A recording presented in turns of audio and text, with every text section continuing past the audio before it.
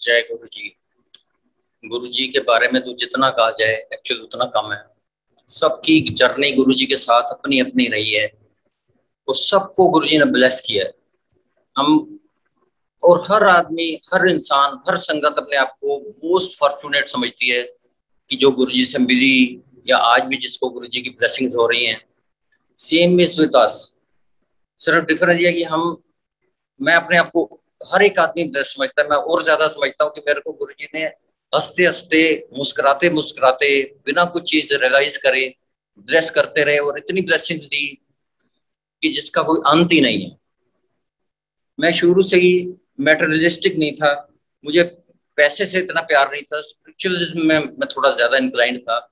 पर गुरु जी ने सब कुछ सब कुछ सब कुछ दिया। One two all everything. तो गुरु जी से मिलने का भी एक अलग से ही वो रहा। 1998 में मैं कहीं एक बस के अंदर जा रहा था, तो वहां मेरे साथ में को पैसेंजर बैठे थे, तो वो कुछ बात कर रहे थे गुरु जी के बारे में कि यहाँ अमृत वाले गुरु जी आए हुए हैं, एम्पायर स्टेट में बैठते हैं। तो मैं थोड़ा इंक्लाइंड रहता था उसमें। तो मैं नेक्स्ट डे अपनी गाड़ी पे आया, मुझे ढूंढना पड़ेगा कहाँ है एम्पायर स्टेट। बहुत खोजा, एम्पायर स्टेट कहीं पता नहीं लगा। छतरपुर के पास घूमते रहे 1 डेढ़ घंटा, पर नहीं पता लगी कि एम्पायर स्टेट क्या है। शायद उस टाइम गुरु जी का बुलावा नहीं था। वापिस आ गए। तो 2006 में गायत्री आंटी से मिले। तो गायत्री आंटी ने हमें बोला कि मैं ऐसे गुरु जी के पास जाती हूँ, और सारा दिन वो उनके बारे में हमें सत्संग सुनाती रहती थी गुरु जी के। पर मुझे होता था यार, ये सारा दिन सत्संग सुनाती रहती है गुरु जी की, गुरु जी गुरु जी गुरु जी, इसको कुछ और पता ही नहीं है, सिर्फ गुरु जी। क्योंकि हम पहले गुरु जी से मिलने से पहले भी एक दो गुरुओं को जानते थे जिनसे हमारा बिजनेस था। हमारे ज्वेलरी का काम है, तो हम उनको स्टोन सप्लाई करते थे। वो भी बड़े बड़े गुरु थे जो टीवी पे और बड़ी बड़ी स्टेजेस लगा के अपना प्रवचन किया करते थे। तो हमारा कुछ ज्यादा इंक्लिनेशन नहीं था तब गुरु जी से मिलने का। हमने कहा यार एक अकाउंट और खुल जाएगा, यहाँ भी स्टोन्स वगैरह में देने पड़ेंगे। तो देना तो आसान है, इन गुरुओं से पेमेंट लेना बड़ा मुश्किल होता है। तो हम मेरा कोई इंटरेस्ट नहीं था उसके अंदर, तो नहीं जाते थे। पर एक बारी गायत्री आंटी के पास गाड़ी नहीं थी, तो मैंने उनको, मैं आपको घर छोड़ने चलता हूँ। उसकी सेट फाइन पास में ही रहते हैं, अराउंड 4 to 5 किलोमीटर। तो घर गया तो वो कहने लगी आइए अंदर कॉफी पी ले लेते हैं। फाइन ठीक है, फिर मुझे बहुत दूर जाना है, कॉफी लेके जाते हैं। जब तक वो अपने हेल्प को कहने लगी कॉफी वॉफी बनाओ, अंदर गई तो उनके फादर इन लॉ बैठे थे, mister S C Sabharwal, is IIT Kharagpur. उस दिन मुझे पता चला। और बैठते ही वो भी शुरू हो गए अपने सत्संग। मेरे मन में आया यार, इनको सत्संग के सिवाय कुछ आता ही नहीं है, ये सारी फैमिली सत्संग सत्संग गुरु जी के बारे में बोलते रहते हैं। Anyway, वो तो कोई 10-15 दिन के बाद फिर दोबारा मौका मिला, फिर गया, फिर सेम बात। तो मिस्टर सबरवाल भी कहने लगे तो उसी जाओ गुरु जी ने, वो बहुत अच्छा है, वो ब्लेस करते हैं, ही इज इनफिनिट। उस उनके आगे कुछ न आगे है, पीछे न कुछ है। ही इज एंडलेस, वही अनंत है। सुन लेते थे पर विश्वास बड़ा मुश्किल होता है। कहना आसान है क्योंकि हमने गुरुओं को बड़े नजदीक से देखा हुआ था कि वो कमर्शियल गुरु ही होते थे। उनको पैसा और इस सबसे मटेरियल चीजों से बहुत प्यार होता था। ब्लेसिंग्स तो करनी शायद उनकी पॉसिबल नहीं है, ऐसे गुरु कभी हो ही नहीं सकते। वो प्रवचन करते थे, और तो सभी गुरु आपको रास्ता सीधा ही दिखाते हैं, अच्छा ही दिखाते हैं। चाहे कोई भी हो गुरु, कोई भी गुरु हो, वो आपको रास्ता अच्छा ही दिखाएंगे। हमारे गुरु जी के पर मुकाबला नहीं है, जो कोई प्रवचन नहीं देते थे, कुछ नहीं, एक ही सेंटेंस में ब्लेस कर देते, चलो ब्लेसिंग्स हो गई। कभी कभी कह देना कल्याण कर देता, कभी जायश कर। एक बार उन्होंने कहा जायश कर तो करी चल। तो पर समझ नहीं आती थी ऐसे सत्संग सुनने से गुरु जी के बारे में, गायत्री आंटी और उनकी फैमिली से। एक बार उनके घर गया तो वो मिस्टर सगरवाल कहने लगे कि आप सूफी नाइट्स वगैरह एंजॉय करते हैं। सर जी हाँ जी, हाँ जी करता हूँ।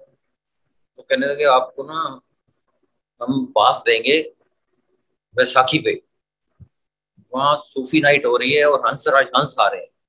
ये 2006 की बात है। तो वो दिन आ गया, बैसाखी का दिन। पास हमें आए नहीं, मैंने फिर कॉल किया उनको, पास तो अभी आए नहीं। वो कहने लगे कोई बात नहीं, गायत्री आपको ले जाएगी, पास पास सब वहीं पहुंच चुके हैं। फाइन। हम वहां पहुंच गए, तो वहाँ गुरु जी महाराज बैठे हुए थे, हंसराज हंस आए हुए थे। तो गुरु जी को देखते ही ऐसे हो गया कि जैसे बस कोई बहुत बहुत एनर्जी उनमें थी, बहुत जबरदस्त ऑरा था उनका, बहुत कशिश थी, मैग्नेटिक पावर थी। बस उनके पास खींचने का, खींचता ही चला गया। मैंने गायत्री को कहा भी आप इंट्रोड्यूस करवाओ गुरु जी से, मैं तो, मुझे तो बहुत अच्छा लग रहा है, आई am feeling very good. She said ये तो फंक्शन चल रहा है, फंक्शन में कैसे इंट्रोड्यूस करवाऊंगी। मैंने कहा आप भी बोलते थे गुरु जी बुला रहे हैं बुला रहे हैं, तो इंट्रोड्यूस करवाओ आप। तो शी सेड अच्छा भी करवाती हूँ, अभी करवाती हूँ। जब हमारा मौका आया तो वो जो भंगड़ा कर रहे थे वहां पे हंसराज हंस के साथ, वो आ गए। वो सबने एक सर्कल बना के ब्लेसिंग्स लेने लगे गुरु जी से। गुरु जी ने उनको ब्लेस किया। वो कहने लगी गायत्री बस अब ये उठेंगे तो हम चलेंगे आपको इंट्रोड्यूस करवाने। इससे पहले कि वो उठते, गुरु जी उठ गए और अपने मंदिर की तरफ जाने लगे। पर मेरे को गुरु जी से इतना ज्यादा अट्रैक्शन था उस टाइम, खिंचाव पड़ा हुआ था कि मैं मिलना चाहता था गुरु जी से। तो उनको, गुरु जी को थोड़ा हमसे गाइड करने के, दो लोग ऐसे खड़े हो गए, दो इस साइड दो उस साइड, बीच में गुरु जी थे, तो उनको लेके जा रहे थे मंदिर के अंदर। एक छोटा सा गेट था, गेट के अंदर से जैसे गए, मैं भी साथ खड़ा हो गया, मैंने भी ऐसे हाथ कर लिया। करते करते 5 आदमी हो गए। अब गुरु जी के साथ साथ चलने लगा। गुरु जी में फ्रेग्रेंस बहुत अलग सी। तो मैं उनके शोल्डर के साथ शोल्डर टच करने लगा गुरु जी के। तो गुरु जी ने भी एक दो बार यहाँ से टेढ़ी निगाह से मुझे देखा। ऐसे फाइन, बट मैं, I was not in my senses, my control. तो मैं गुरु जी से कंधे से कंधा टच करते हुए चलता रहा काफी टाइम। तो वहां मंदिर, बड़े मंदिर का जो हॉल है उसके बाहर वो चारों लोग खड़े हो गए, भाई गुरु जी बस ऐसे। मैं गुरु जी के साथ आगे भी चलता रहा। आगे एक छोटा सा लॉबी सी आती है, जिसमें आजकल वो गुल्लक भी एक रखी हुई है। तो वहां चला गया। उसके बाद गुरु जी अपने रूम में जाने लगे, मैं भी साथ जाने लगा। तो वहां अर्जुन जी खड़े थे, गायत्री के हस्बैंड। उन्होंने ऐसे हाथ रोकते, कहते भैया इससे आगे आप नहीं जा सकते। मैंने कहा क्यों भाई, जब गुरु जी कुछ नहीं कह रहे तो आपको क्या है।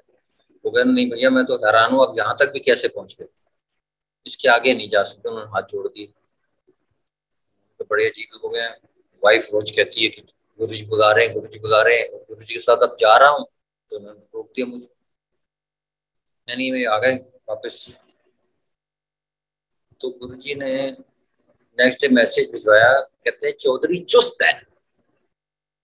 तो जब भी, मतलब चुस्त, मुझे तो समझ नहीं आई कि मैं कहाँ से चुस्त हूँ। तो एनीवे जो महाराज कह रहे हैं तो ठीक ही है। मैंने कहा भाई हमें तो जाने नहीं दिया आपने, गुरु जी के साथ बैठने नहीं दिया। क्योंकि पहले जो गुरुओं के पास मैं जाता था, मैं घंटों घंटे उनके साथ बैठा रहता था। I was very friendly with them. Anyway वहां से आगे फिर गुरु जी ने दोबारा बुलाना शुरू किया, उसको बुलाओ। तो एक दिन हमने वहां जाने की सोची गायत्री आंटी के साथ। हम गए। तो आज तक हम जिस गुरुओं के पास जाते थे या मंदिर जाते थे या किसी पंडित जी से मिलते थे, उनके आगे माथा टेकते थे, तो वो हमें ऐसे ब्लेस करते थे, थप्पी दे के या कोई प्रसाद दे के करता था कुछ, कैसे भी तो जेस्चर होता था। पर यहाँ गुरु जी के पास गए, गुरु जी कहते चलो चौधरी हो गई ब्लेसिंग। ऐसे बस बैठे हुए थे गद्दी पे और कह रहे हैं हो गई ब्लेसिंग। मैं, गुरु जी नहीं हुई। गुरु जी कहते चौधरी हो गई ब्लेसिंग। मैं, गुरु जी नहीं हुई। तो वहाँ एक XPM के बेटे हैं, वो बैठे हुए गुरु जी की सेवा कर रहे थे चरणों की। तो मुझे कहने लगे अंकल ऐसे नहीं कहते। मैंने कहा ये आप अपना काम करो, मुझे अपना काम करने दो। मैंने ये बोला तो गुरु जी बड़ा लाउडली हंसे, थोड़ा अच्छे से मुस्कुराए। कहते नहीं हुई ब्लेसिंग। मैं गुरु जी नहीं हुई। कहते बह जा फिर। उन्होंने मुझे बैठा दिया। और जोशी अंकल का कि जोशी इधर आ। हाँ जी गुरु जी। सत्संग सुना चौधरी ने। अब वो जोशी अंकल अपने एक्सपीरियंस सुनाने लगे। But to be very frank I was getting bored. मैंने कहा यार सारा दिन मतलब सुबह से शाम तक मैं सत्संग सुनता हूँ, अब यहाँ अंकल शुरू हो गए। और ये थोड़ी देर बाद उठे तो चले गए अपने रूम में, गंगा प्रसाद हो चुका था। बाहर आए तो बड़ा स्मार्ट हैंडसम बॉय बन के बाहर आए अपने रूम में से। I still remember black colour के trouser and orange shiny T shirt, नहीं शर्ट पहनी हुई, और नीचे कैट्स, बड़े अच्छे सुंदर शूज, वॉक शूज पहन के वॉक के लिए चले गए। वॉक करके आए अराउंड हाफ एन आवर, फिर आते उन्होंने बैठे, कहते चलो कड़ा प्रसाद। तो कड़ा प्रसाद हो गया। तो थोड़ी देर के बाद, उसके थोड़े टाइम के बाद उन्होंने, गुरुजी ने बहुत सारे लोगों को छुट्टी दे दी। तब कोई 30-35 लोग रह गए होंगे। तो गुरुजी के बापूजी आ गए गांव से, पिंड से। तो वो कुछ सब्जी वगैरह लेके आए थे वहां से बना के गुरुजी के लिए। तो गुरुजी ने कहा सेकंड राउंड, फिर दोबारा सेकंड राउंड शुरू हो गया। समझ गए सेकंड राउंड, भाई अभी तो खाया था, फिर सेकंड राउंड शुरू हो गया, वो भी खा लिया। थोड़ी देर बाद गुरुजी ने कहा चाय ले आओ, फिर चाय प्रसाद शुरू हो गया। चाय के बाद उन्होंने 10-15 लोगों को और छुट्टी कर दी। फिर कुछ 15-20 लेफ्ट। बस बैठे रहे गुरुजी के साथ। गुरुजी ने कहा गायत्री आंटी को जाओ थे जाके सत्संग सुना। तो गायत्री आंटी का कोने में बैठ गई और सब लोग उनको आसपास घेर के बैठ गए और सत्संग सुनाने लगी। फिर गुरुजी ने ऑर्डर किया, कुछ छोटू था, इससे रिमेम्बर, छोटू मैंगो शेक लाओ। थोड़ी देर मैंगो शेक आ गया। I was feeling very happy कि यार ये तो गुरुजी बहुत ही प्यारे गुरुजी हमारे, हर हिसाब से गुरुजी प्यारे हैं। उस टाइम पे गुरुजी ने किसी एक अंकल को कहा कि थोड़ा मेरा शोल्डर को प्रेस करो। तो मैंने देखा काफी लंबे चौड़े ऊंचे strong man, must be 6'2" height होगी उनकी। वो गुरुजी को ऐसे प्रेस कर रहे हैं, गुरुजी नीचे बैठे हुए हैं और वो उनको यहाँ प्रेस कर रहे हैं, और गुरुजी ऐसे करके बैठे हुए हैं, कुछ नहीं गुरुजी को हो रहा। गुरुजी उसको कह रहे हैं दब के, और उनके इतने बड़े बड़े हाथ थे और वो गुरुजी को ऐसे करके दब के दबा रहे थे। और मैं मन में सोच रहा हूँ यार कैसे इंसान हो तुम, इतने शौक से हमारे गुरुजी हैं, ये कैसे दबा रहे हो यार तुम उनको। वो गुरुजी तो प्यार से तुम्हें कह रहा है, तुम ऐसे दबाई जा रहे हो। बाद में पता लगा कि गुरुजी तो इन सब बातों से बहुत ऊंचे थे, बहुत ऊपर थे। और मैं सोच रहा था ये तो गुरुजी को कोई कुछ हो ही ना जाए, जिस तरीके से वो प्रेस कर रहे हैं पूरे फोर्स के साथ। तो ये देखते देखते मैं गुरुजी के बहुत नजदीक नजदीक नजदीक बैठने शुरू हो गया। जब मैं काफी नजदीक चला गया गुरुजी के, मे बी 8-10 इंचेस का डिस्टेंस रहा होगा, गुरुजी के अंदर जा चौधरी गायत्री सत्संग सुना रही है, सत्संग सुन। मैं गुरुजी ये कहानियां मैं रोज सुनना। गुरुजी कहते कहानियां, मैं वही जी सत्संग सत्संग। कहते फिर सुन, जैसी होगी फिर दोबारा। मैं गुरुजी उसे कान नाल सुनना, मैं सुन रहा। कहते अच्छा। गुरुजी कहते तू वकील है? मैं नहीं गुरुजी, मैं तो चौधरी का काम है मेरा। नहीं तू भी वकील ही है? मैं नहीं, मेरे ब्रदर वकील है गुरुजी, दो ब्रदर मेरे वकील है। तो मैं कह रहा तू भी वकील है? क्या मैं चुप हो गया। थोड़ी देर बाद अंजना भी आ गई, मेरे पास में बैठ गई। अब वही बात है, हम नादान थे, बिल्कुल बेवकूफ थे, समझ ही नहीं पाए गुरुजी महाराज को कि ये तो भगवान बैठे हमारे साथ और हम क्या कह रहे हैं उनको। तभी कई बार मैं सोचता हूँ मैं तो उस कृष्ण का सुदामा था, मैं तो मूर्ख था, पर वो मेरे दोस्त थे।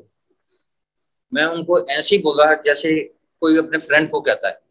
मैं गुरु जी हूं दसो की कह रहे थे तुसी, अंजना ਨੂੰ दसो। गुरु जी कहते ये वकील है? मैं कहती नहीं गुरु जी वो तो मेरे जेठ दो जो है ब्रदर इन लॉ, वो वकील है। अच्छा, मतलब आई वाज सो फुलिश कि मैं ऐसे कह रहा हूँ गुरु जी को, गुरु जी दसो की कह रहे थे तुसी। सो पर गुरु जी ने कुछ नहीं कहा। और बाद में मुझे गायत्री आंटी कहने लगी आप ऐसे खिसकते खिसकते उनके नजदीक जा रहे थे, मुझे लग रहा था अभी डांट पड़ी, अभी डांट पड़ी, अभी डांट पड़ी। क्योंकि गुरु जी कभी कभी डांट भी देते थे। यानी मैं तो बैठा रहा, मैं जब काफी देर हो गई तो मैंने गुरु जी को ऐसे जस्ट पर पंगा ऐसे, गुरु जी की चीज चाहिए थी। गुरु जी शाउटेड लाइक यानी मंकी मगन है। मैं गुरु जी सीडी चाहिए सी, कहना सीडी केड़ी सीडी चाहिए तेन। मैं गुरु जी वो हंसराज हंस उस दिन की। अच्छा तू की करेगा? मैं अपनी कुड़ी ਨੂੰ दिखाऊंगा। वो की करेगी? मैं जी वो शिव भक्त खुश होगी। अच्छा गायत्री गायत्री, हाँ जी गुरु जी। पहली सीडी आए चौधरी ਨੂੰ देना। हाँ जी गुरु जी ठीक है। थोड़ी देर उसके बस 10 मिनट के बाद गुरु जी ने कहा चौधरी हो गई ब्लेसिंग? मैं गुरु जी हो गई ब्लेसिंग। कहते जाओ फिर छो गुरु का खेमा ते आया करो। वो कोई उस टाइम कोई 3 साढ़े 3 बज चुके थे रात को। हम आ गए वापस। तो उस दिन के बाद हमने कहीं पीछे मुड़ के नहीं देखा। हम मतलब इन गुरुजी का और उन गुरुजी का कोई कंपैरिजन किसी बात में था ही नहीं। ये तो सिर्फ ब्लेस करना जानते थे सिर्फ। और वो आपको टोटके फोटके स्टोन ये वो ऐसे वैसे सब बताते थे। रास्ता वो भी अच्छा ही बताते थे, ऐसा नहीं है कि वो आपको कोई गलत रास्ते पे ले जाते थे, ऐसा कुछ नहीं। पर वो थोड़े कमर्शियल होते थे, पैसे के मामले में उनकी नजर रहती थी इंसान के ऊपर कि अमीर लोगों को ज्यादा ब्लेस करना है और गरीब को या मिडिल क्लास को थोड़ा कम रखना है, ऐसा था उनमें। पर हमारे महाराज में ऐसा कुछ नहीं था। बस उस दिन के बाद सिलसिला शुरू हो गया और हम रोज शाम को गुरु जी के दरबार में पहुंचने शुरू हो गए। और जब भी हम जाते थे हम रोज देखते थे गुरु जी को कोई ना कोई उनकी सेवा करने लगा हुआ है। कोई शोल्डर प्रेस कर रहा है, कोई हाथ दबा रहा है, कोई पाँव दबा रहा है, कोई सिर दबा रहा है, कोई कभी जेंट्स कभी लेडीज कभी यंग कभी ओल्ड कभी स्टूडेंट्स, कोई ना कोई गुरु जी की महाराज की सेवा कर रहा है। तो हमें अभी 7 8 या 10 दिन हुए होंगे जाते हुए। तो एक दिन मैंने देखा गुरु जी ऐसे करके उदास से बैठे होंगे और कोई उनकी सेवा नहीं कर रहा। मुझे ये सीन कभी मैंने देखा ही नहीं था, मुझे बड़ा अजीब सा लगा। मैं उठ के गुरु जी के पास चला गया।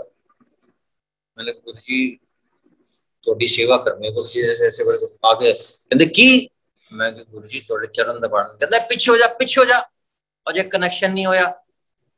बड़े जोर से बोला उन्होंने, बड़ा अच्छा नहीं लगा। वेरी अशेम्ड यार, सारी संगत के सामने गुरु जी ने ऐसे कह दिया। बैठ के उदास से उठे, जैसे कोई रूठा हुआ बच्चा होता है, माँ बाप से उदास हो जाता है, नाराज हो जाता है, ऐसे होके बैठ गए। चुपचाप से लंगर किया, आज्ञा दी और आ गए। मैंने अपनी वाइफ को कहा भी आगे से मैं तो नहीं आऊंगा इस मंदिर, आपको आना हो तो आओ। ये तो कोई तरीका नहीं है, गुरु जी ने ऐसे कह दिया। मैंने क्या कह दिया था, मैंने क्या मांग लिया गुरु जी से ऐसा? जो उस दिन तो इतना प्यार दिखाया गुरु जी ने, सीडी भी भेज दी, सब कुछ कर दिया, और आज कहते हैं कनेक्शन नहीं हुआ। तो अगर कनेक्शन ही नहीं हुआ तो हम क्या करने आते हैं यहाँ? खाना तो हमें घर पे भी मिल जाता है, यहाँ लंगर करने थोड़ा ही आते हैं हम तो महाराज की ब्लेसिंग लेने आते हैं। वो कहने कनेक्शन ही नहीं हुआ, कल से हम नहीं आए। तो वहाँ शॉप पे जाके भी मैंने गायत्री आंटी को बोला हम तो नहीं जाएंगे, ऐसी ऐसी बात हुई थी। तो गायत्री आंटी समझाने लगी नहीं नहीं वो आपके कष्ट काटते हैं, वो आपके अहंकार को कम करते हैं, ऐसे करते हैं वैसे।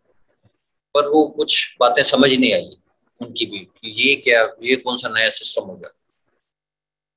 पर शाम होते होते ऐसा हो जाता था कि फिर उस तरफ को मुड़ जाते थे, फिर गुरु जी के पास पहुंच जाना। डिफरेंस सिर्फ इतना रहता था कि पहले गुरु जी के जितना नजदीक हो सके, जितनी उनकी फ्रेग्रेंस ले सकें उतनी देते थे। उस दिन के बाद मैं पीछे जाके एक पिलर सा होता था उसके पीछे बैठ जाता था जिसमें गुरु जी से आई कांटेक्ट नहीं होता रहा। तो ये चलता रहा, कई दिन चलता रहा ऐसा। जाना रोज, रोज सुबह कहता था मैं नहीं जाऊंगा, शाम को करते करते फिर पहुंच जाता था। ऐसा गुरु जी का खिंचाव था, ऐसी मैग्नेटिक पावर थी। जैसे कोई मतलब क्या बताएं, मतलब एक अलग ही उनमें खिंचाव था। वो शाम पे पहुंच जाना, ऐसे चलता रहा ये सिलसिला। एक दिन शाम को गुरुजी थोड़े लेट निकले अपने दरवाजे उसमें से, रूम में से।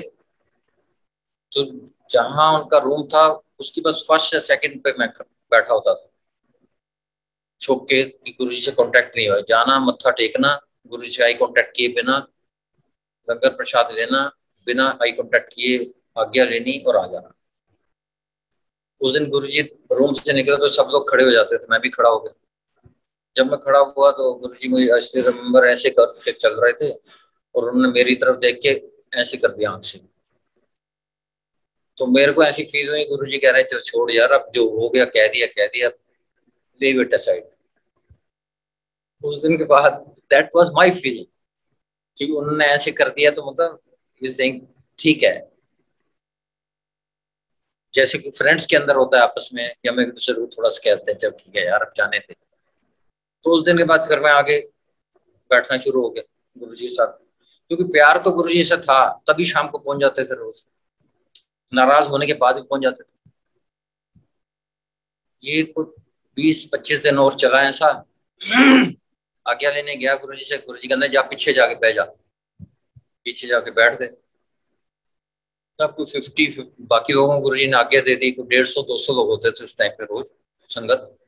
बाकियों को दे दी आज्ञा और कोई 50-60 लोग बाकी रह गए। गुरुजी ने से हाथ उठाया, चलो चौधरी चलो, हो गया कनेक्शन, लाओ इंटरनेट ते करो गुरु नाल गल्लां। और बड़ी ऊंची आवाज में उन्होंने गुरुजी ने फिर दोबारा कही थी। फिर मैं आया नजदीक, गुरुजी फिर दोबारा कहता है चौधरी उनके अपना कनेक्शन हो गया है, उन इंटरनेट रहा तो कर गुरु नाल गल्लां। फिर नादान थे, हमें नहीं उतनी समझ आई। मैं बाहर आया तो अर्जुन जी खड़े थे। अर्जुन जी को मैंने कहा अर्जुन जी यहाँ कोई वेबसाइट वगैरह भी है? गुरु जी कहता हाँ है, क्यों क्या कर रहा है? मैंने गुरु जी ऐसे कह रहे थे, कहता नहीं भैया नहीं, अब आपका उनसे हार्ट टू हार्ट कनेक्शन हो गया, अब आप देखना। And that was fact. बस उस दिन के बाद लाइफ फ्लिप फ्लॉप हो गई, बिल्कुल बदल गई जिंदगी। इतनी बदल गई कि हर चीज में जो कुछ सोच ले हम, जो भी सोच लो वो पूरा हो जाता है। कुछ भी सोचो सब पूरा हो जाना है। इवन कभी गुड़गांव की तब हाईवे बन रही थी, कभी मन होता था कि यार जल्दी पहुंच जाए यार, बहुत आई एम फीलिंग टायर्ड, पता रोड खाली हो जाती थी, which was next to impossible at that time. पता है ऐसे कुछ भी सोचो, मन में सोचा यार आज ये सब्जी होनी चाहिए जाऊं बनी हुई तो वही मिलेगी। छोटी से छोटी चीजें भी और बड़ी से बड़ी चीजें भी जो मैं एक्सप्लेन यहाँ नहीं कर सकता। पर गुरु जी ने जिंदगी सच में बदल दी, उस दिन के बाद चेंज हो गई। उस दिन मुझे समझ आई उस दिन के बाद कि ये गुरु जी नहीं है, ये अपने आप गुरु जी कहते हैं, ये भगवान है। ये किसी को भी कहां से कहां उठा सकते हैं, इनमें बहुत पावर है। उस दिन के बाद खुद को गुरु जी को अरदास लगाता था, गुरु जी मेरी सोच को ऐसा रखो कि मैं बुरा ना सोचूं किसी के लिए। अगर मैं बुरा सोचूंगा तो बुरा हो जाएगा, क्योंकि जो सोचूंगा वो हो जाना है। महाराज को रोज झुक के अरदास करते थे, महाराज सोच में ऐसा मत लाना किसी के लिए भी नेगेटिव, कि दूसरे किसी का नेगेटिव हो जाए। हम तो आवेश में आके, गुस्से में आके किसी के लिए कुछ कह देते हैं, किसी के साथ बुरा नहीं हो जाए। ऐसा चलता रहा, महाराज की कृपा चलती रही। पर महाराज के पास जब जाते थे तो कभी ऐसा नहीं लगता था कि कोई डर, कोई भय, कोई कुछ ऐसे हैं। जबकि औरों को हम देखते थे, बड़े बड़े लोग आते थे, उनके वो कहते हैं हम सोच के जाते हैं गुरु जी के आगे, हम जाके गूंगे हो जाते हैं, निकलती नहीं जबान से। और मैं ऐसा होता तो मैं कुछ भी जो भी हो बात कर लेता था। ऐसी एक बार एक आंटी को गुरु जी कहते थे नवी संगत जा, मुझे कहते थे नवी संगत जा। एक आंटी थी जो हमारे साथ ज्वेलरी का बिजनेस करती थी, तो मैंने उनको भी कहा, मैंने कहा आप चलो, करनी ठीक है हम चलेंगे। तो कहने लगे कि क्या लेके जाना है गुरु जी के पास? गुरु जी के पास कुछ तो लेके जाना होता है, या कुछ धन, या कुछ जेवर, या कुछ यूटेंसिल्स सिल्वर गोल्ड के।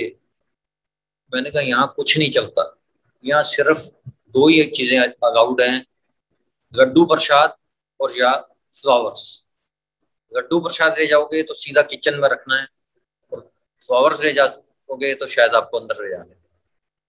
तो क्योंकि दुनिया ऐसी है, कहने लगे फिर लड्डू ले जाने का क्या फायदा जब गुरु जी को मैंने देना ही नहीं, रखना ही किचन है, फिर गुरु जी को कैसे पता चलेगा।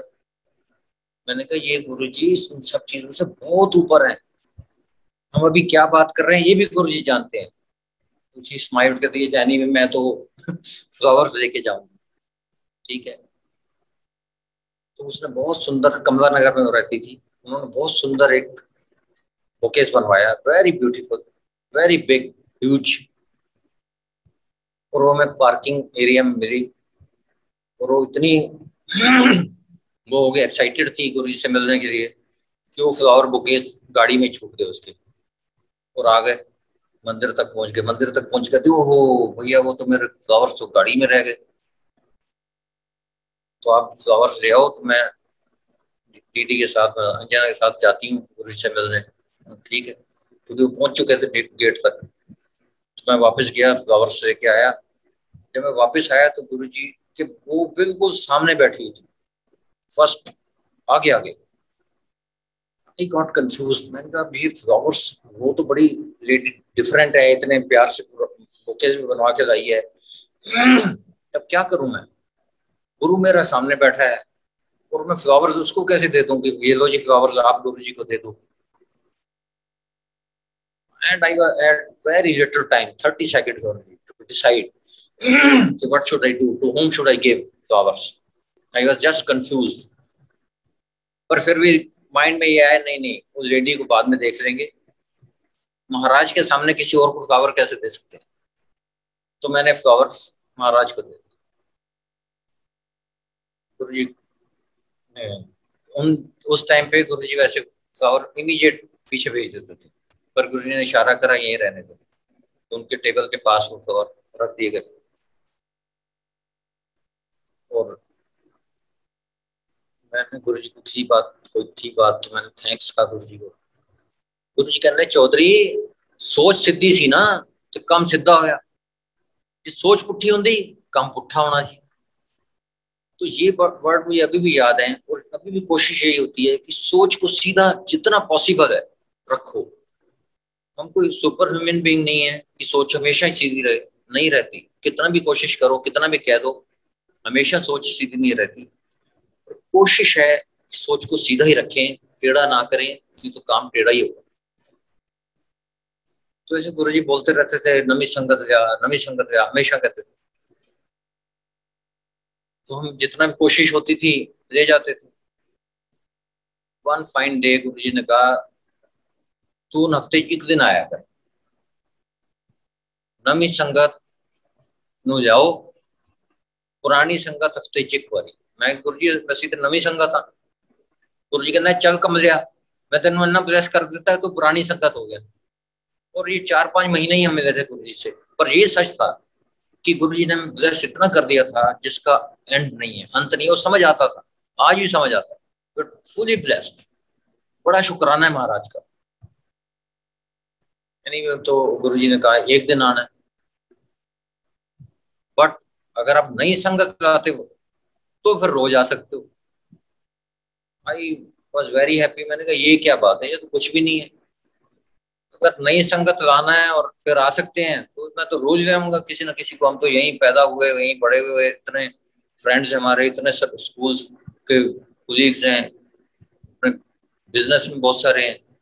आई वॉज वेरी हैप्पी, मैंने कहा दिस इज वेरी इजी, मैं रोज ही आ जाया करूंगा अभी भी। But no, I was wrong. बाद में पता लगा आई वॉज टोटली रॉन्ग। जो भी दोस्त यार कुछ भी हो, उनको कहो कि बार में चलना है तो और ऑलवेज रेडी, 4 काम छोड़ के भी आ जाएंगे। और गुरु जी के पास जाना है तो हाँ हाँ करते थे, शाम तक कहते थे जी प्रोग्राम कैंसिल हो गया है, कहीं और काम पड़ गया है, कोई ये हो गया, वो हो गया। बस सो मच सोच की कोई भी एक भी नहीं हाथ है, एक भी। गुरु जी के पास फ्राइडे तब हमारा डे होता था, गुरु जी के पास जाना, मत्था टेकना, गुरु जी का नवी संगत है। शर्मिंदगी होती थी गुरु जी के सामने, कोई संगत ही नहीं आ रही, मतलब एक भी नहीं। 3-4 हफ्ते हो गए, and I was feeling very depressed कि यार यहाँ का तो हम रोज जाते थे और अभी कोई संगत ही नहीं देख पा रहे। एक फ्राइडे को जब मैं गया, गुरु जी कहते नवी संगत ले आया। मैं, गुरु जी जब तक थोड़ी ब्लेसिंग नहीं होगी ना, थोड़ी कृपा नहीं होगी, नवी संगत भी नहीं होगी। गुरु जी कहते अच्छा। मैं कहा, हाँ जी गुरु जी। गुरु जी ने 10 सेकंड्स का पॉज दे के कहा, जा फिर तेन प्रेस कर देता जा नवी संगत। अच्छा जी गुरु। आ गए। वोट बिलीव आंटी, यही कह रहा हूँ, ये भगवान है, ये गुरु जी नहीं है, ये भगवान है। बिलीव में ये भगवान है। तब हमें समझ तब आ चुकी थी कि ये भगवान है, ये कोई गुरुजी नाम है इनका गुरुजी, पर ये इज गॉड हिमसेल्फ। उस दिन के बाद जिससे भी बात करो वो कहता चलो जी। फिर दोबारा हमारा स्टार्ट हो गया डेली जाना। सो मच सोच कि हमें होता था कि अगर दो संगत जाना चाहती है तो उनको कहते थे रुक जा भैया, तेरी डेट मंडे को, ट्यूसडे को, वेंसडे को ऐसे लगेगी, अभी रुक जाओ, इकट्ठे हो जाते थे लोग ताकि हमारा डेली जाना हो सके। यानी sorry, Tuesday Monday Tuesday Wednesday तो नहीं होता था, थर्सडे फ्राइडे सैटरडे संडे होता था उस टाइम पे। तो हम उनको डेट्स देते रहते थे नेक्स्ट वीक की। गुरु जी के पास रोज जाना शुरू हो गए। तो गुरु जी के पास जब किसी को लेके जाओ, गुरु जी पूछ देते अनु कितों ले आए, अनु कितों ले आए, बता देते कि कहाँ से लाए हैं। किसी का पार्किंग में झगड़ा हो रहा है, उनको समझाया तो वो चल पड़ा। कहीं कोई दूध की डेयरी पे गए, मदर डेयरी पे गए, वो ले रहे हैं, मिल्क ले रहे हैं, जो साथ में खड़ा है वो कहता है मुझे भी ले चलो। कभी स्विमिंग पूल में स्विमिंग करने गया, वहां दो आंटी स्विमिंग कर रही थी, वो कहती है हमें ले चलो। तो ऐसे गुरु जी के रोज का ही हमारा बन गया जाना। तो महाराज की इतनी कृपा रही है हमारे पे, आज भी है, और कोशिश करेंगे हमेशा बनी रहे। अब हमारी आंटी ज्वाइन करेंगी आपको। जय गुरु जी संगत जी। शुक्राना गुरु जी का कि उन्होंने हमें इस काबिल बना रखा है कि हम गुरु जी के बनाए गुरु परिवार में अपने 4 शब्द बोल सकते हैं। सिर्फ गुरु जी की मेहर से ही ये पॉसिबल है, नहीं तो कोई किसके पास टाइम है किसी की बात सुनने के लिए। संगत जी, गुरु जी के बारे में कुछ भी बोलना मतलब सूरज को दिया दिखाने के बराबर है। हम ना तो खुद उनके बारे में कुछ समझ सकते हैं और ना ही हम किसी और को कुछ समझा सकते हैं। हम जो थोड़ा बहुत हमने गुरुजी के साथ रहते हुए एक्सपीरियंस किया, सिर्फ वो हम एक्सप्लेन कर सकते हैं आपको। हम अपने जो धार्मिक, मैं बचपन से थोड़ी सी स्पिरिचुअल रही हूँ बाय नेचर, तो बहुत धार्मिक ग्रंथ पढ़ना और इन सब चीजों के बारे में मेरे को थोड़ी नॉलेज है। तो हमने जितने भी धार्मिक ग्रंथ पढ़े हैं उनमें हमने यही पढ़ा है कि सतयुग में, द्वापर युग में, त्रेता युग में लोग बरसों भगवान की पूजा करते थे। कोई एक पैर पे खड़ा होके कर रहा है, किसी ने अंजन त्याग दिया, कोई मतलब धूप बारिश इन सब चीज की किसी को परवाह नहीं है। इतनी तपस्या के बाद भगवान अगर उनको दर्शन देते थे, वो भी फॉर अ फ्यू मिनट्स या फिर आधा घंटा, इससे ज्यादा उनको किसी को दर्शन, भगवान के दर्शन करने का मौका नहीं मिलता था।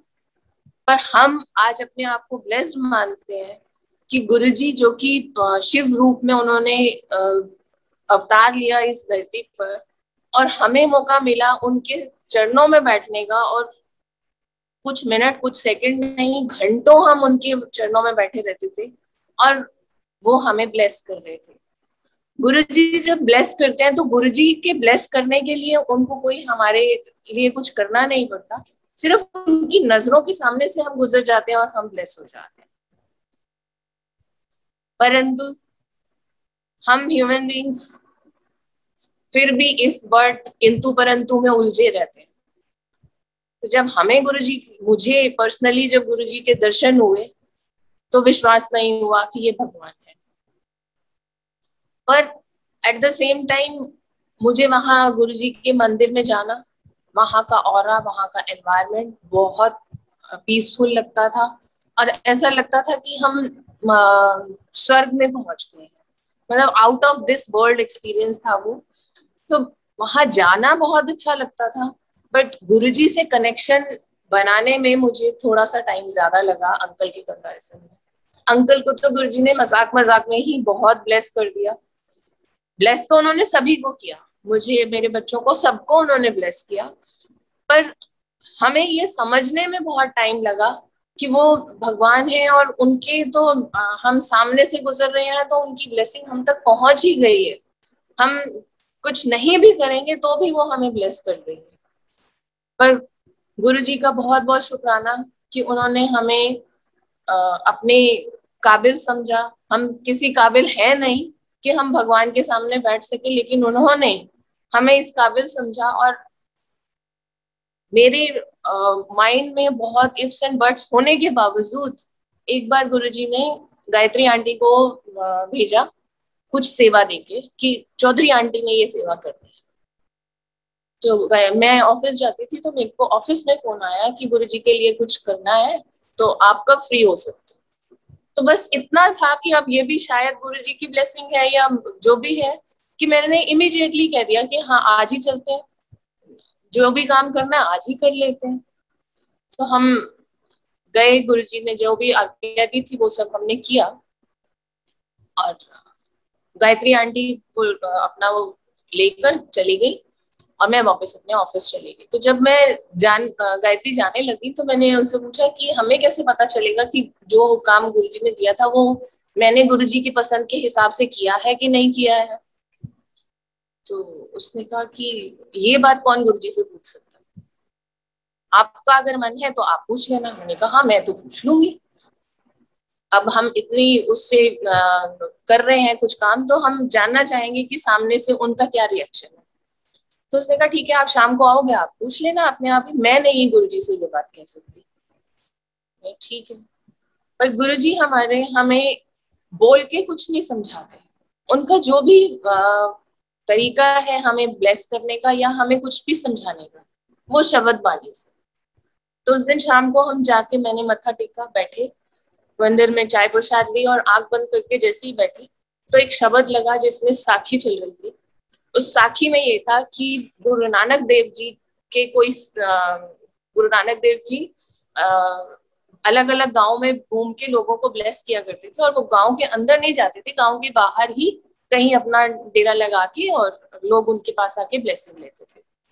तो ऐसे ही गुरु नानक देव जी किसी एक गांव के बाहर डेरा लगाया हुआ था। तो उस गांव के कोई बहुत ही रिच मुखिया या चौधरी कोई थे, वो गुरु नानक देव जी के लिए एक कमंडल में भर के वो लेकर आए, दूध लेकर आए। तो गुरु नानक देव जी ने उनका सत्कार किया और उनको बोला कि बैठो, आप भी छको और हम भी लेते हैं। तो उन चौधरी अंकल को बहुत अपने ऊपर गुमान था, तो उन्होंने कहा कि ये आपके लिए है, हम तो घर में बहुत लेते रहते हैं, हमारे लिए बहुत है। चौधरी नहीं था वो जो भी थे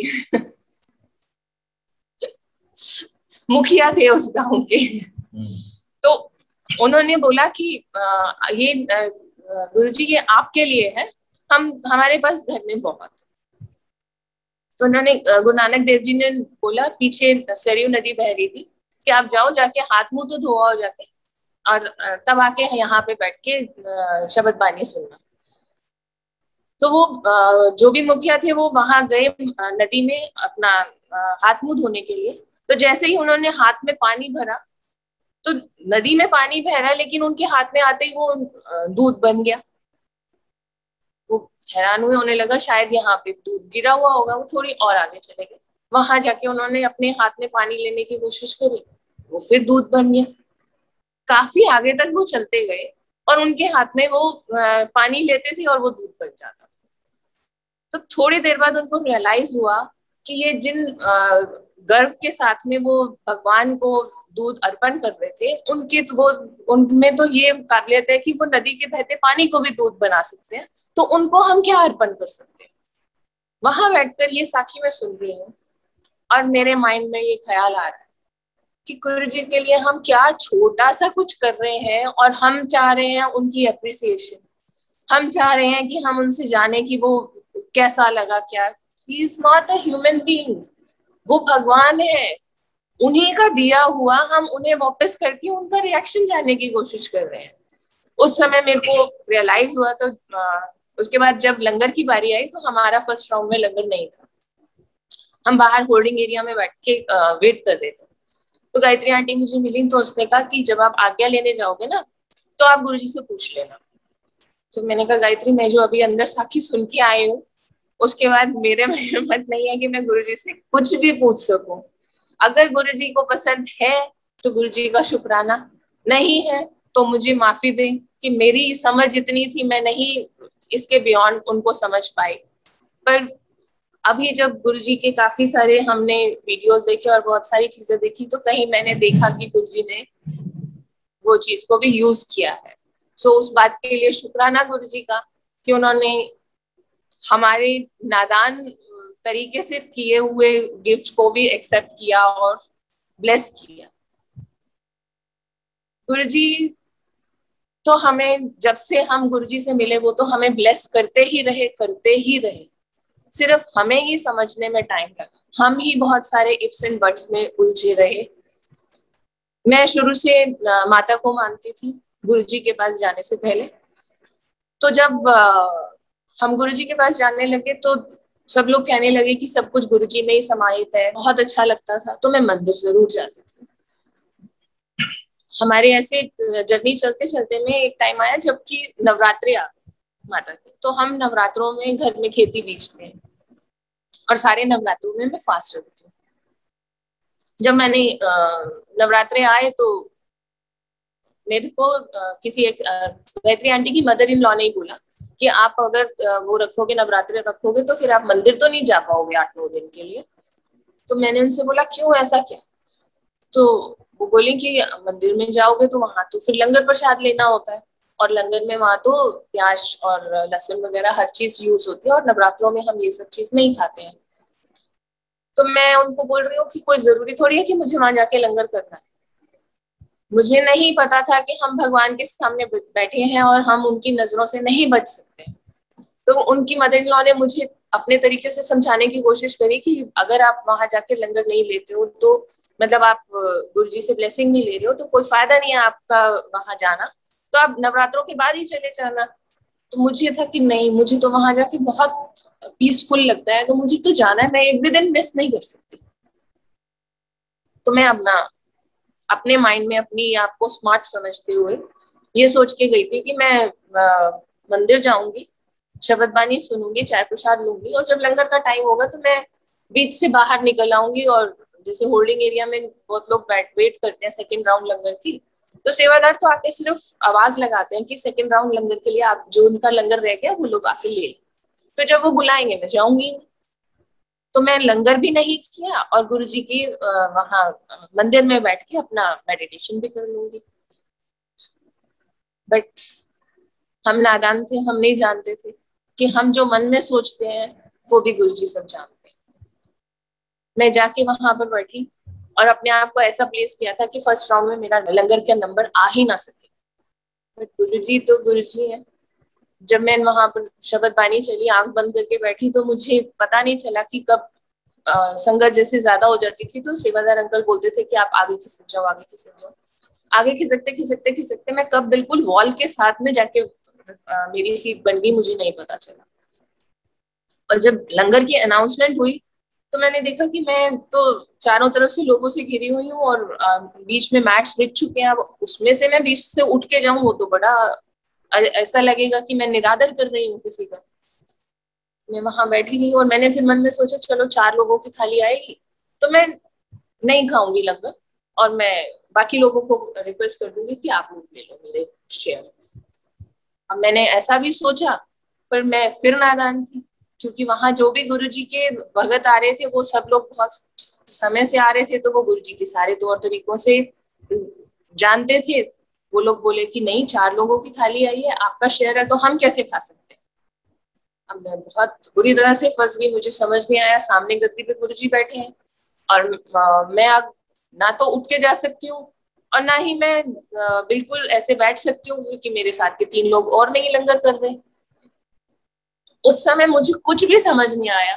तो जब एक अंकल ने मेरे हाथ में चपाती रखी, मैंने चपाती हाथ में ली, ऐसे हाथ जोड़े, गुरु जी की तरफ देखा और गुरु जी को बोला कि गुरु जी, मैं यहाँ पर लंगर लेकर जा रही हूँ, अगर मेरी माता रानी नाराज हुई आप संभालिए। मुझे और कुछ नहीं समझ आया और मैंने चुपचाप वो लंगर खा लिया। उस वक्त तो गुरुजी के औराग में बैठे हुए मतलब ये सब चीजें कर ली मेरे, तो काफी स्ट्रेंथ महसूस हो रही थी। लेकिन जैसे ही आज्ञा लेके मंदिर से बाहर निकली, फिर मेरे मन में डाउट्स आने शुरू हो गए कि आज तो मैंने बहुत गलत कर दिया। घर में खेती बिछी हुई है, नवरात्रि का फास्ट रखा हुआ है और मैंने प्याज टमाटर लहसुन प्याज वाला खाना खा लिया। और वो भी मतलब पहले तो अन्न नहीं खाते, अन्न खाया, फिर उसमें लहसुन प्याज भी था, सब कुछ था। तो मतलब अब तो मैंने बहुत ही गलत कर दिया। उस दिन मैं मतलब बहुत ही डिस्टर्ब थी और बहुत देर तक मुझे नींद नहीं आई। और जब नींद आई तो उसमें मुझे गुरुजी दिखे। गुरुजी मेरे ड्रीम में आए। ड्रीम में मुझे गुरुजी ने पहले अपने नॉर्मल रूप में आए, फिर जैसे थोड़ी देर बाद उन्होंने मुझे माता के रूप में दर्शन दिए और फिर वापस अपने नॉर्मल में चले गए। तो उन्होंने मुझे ये रियलाइज कराया कि चाहे माता हो, चाहे हनुमान जी हो, कृष्ण जी हो, सब उन्हीं में समाहित है। उस और मतलब मैं जब मॉर्निंग में उठी तो थोड़ा मेरे को पीसफुल महसूस हो रहा था। जब हम नेक्स्ट टाइम मंदिर गए और मैंने जाके गुरुजी को मत्था टेका, तो गुरुजी मेरे को नहीं पर साथ में किसी एक आंटी को बोल रहे थे कि रब नू प्यार करीदा, रब तो डरीदा नहीं।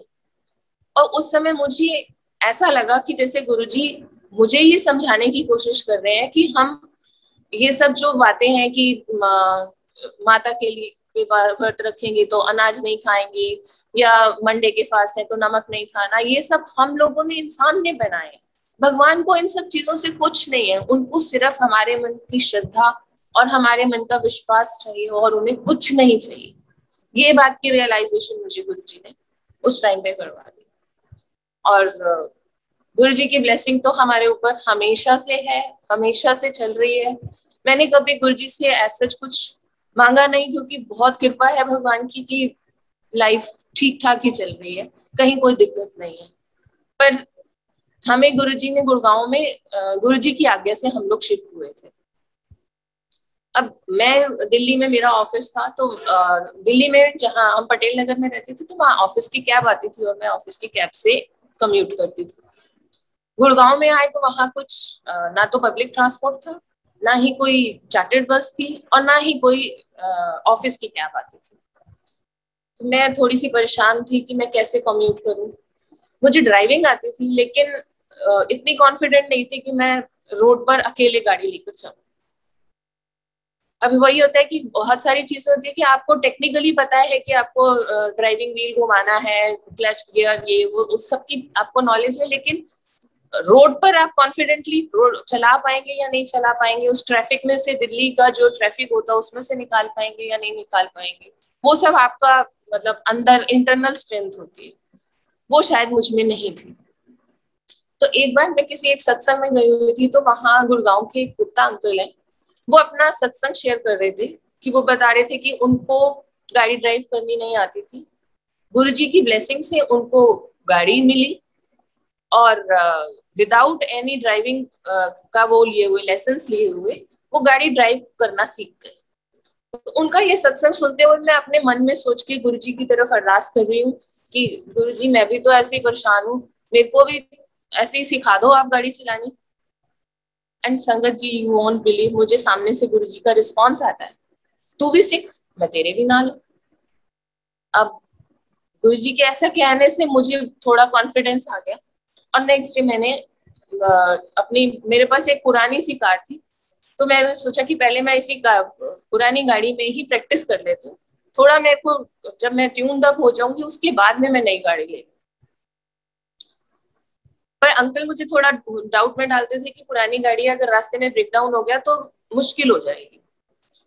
पर मेरे को था कि नहीं, अगर नई गाड़ी हुई और अगर मैंने उसमें कुछ स्क्रैच आ गया, कहीं कुछ हिट हो गया, तो मेरा कॉन्फिडेंस लूज हो जाएगा।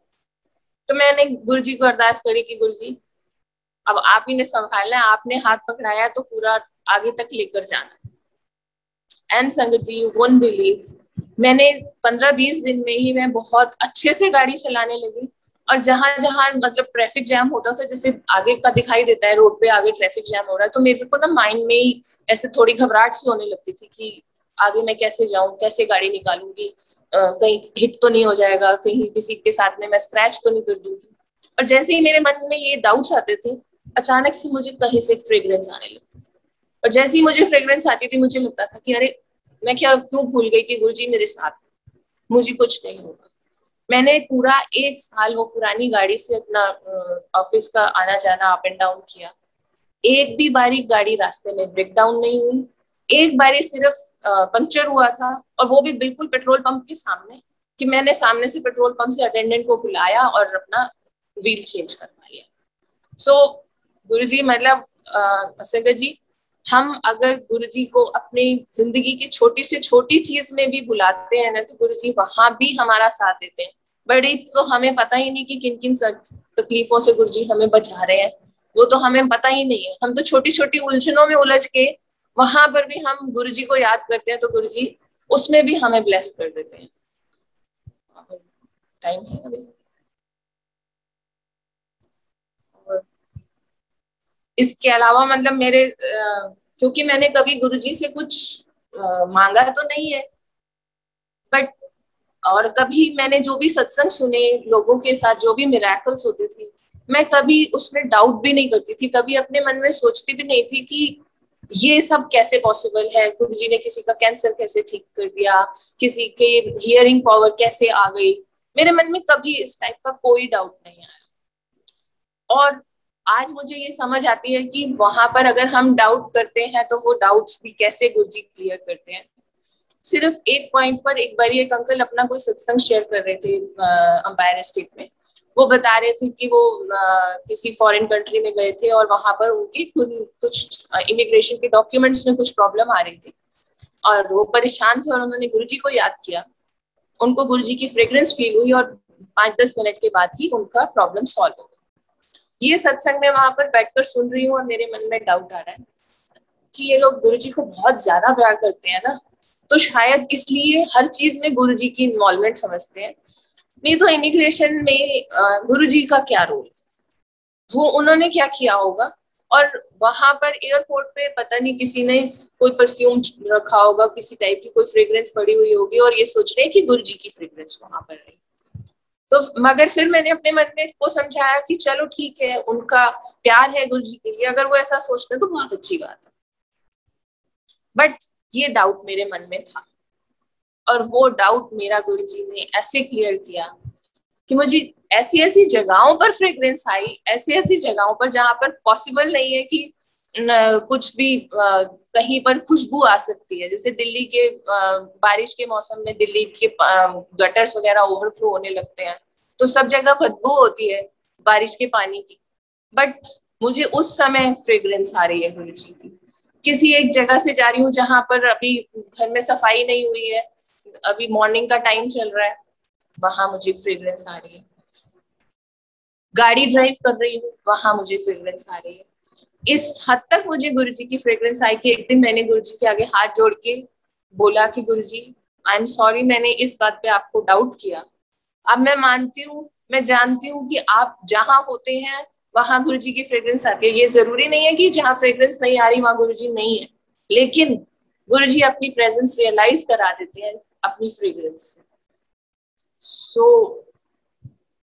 आज की डेट में मैं यही कहूंगी कि गुरुजी का बहुत बहुत बहुत शुक्राना कि उन्होंने हमें बहुत संभाल के रखा हुआ है। इतने ट्राइंग पीरियड में भी हम सब लोग अपने परिवार के साथ आराम से रह सके, ये सब गुरुजी की ही मेहर है। उनका शुक्राना।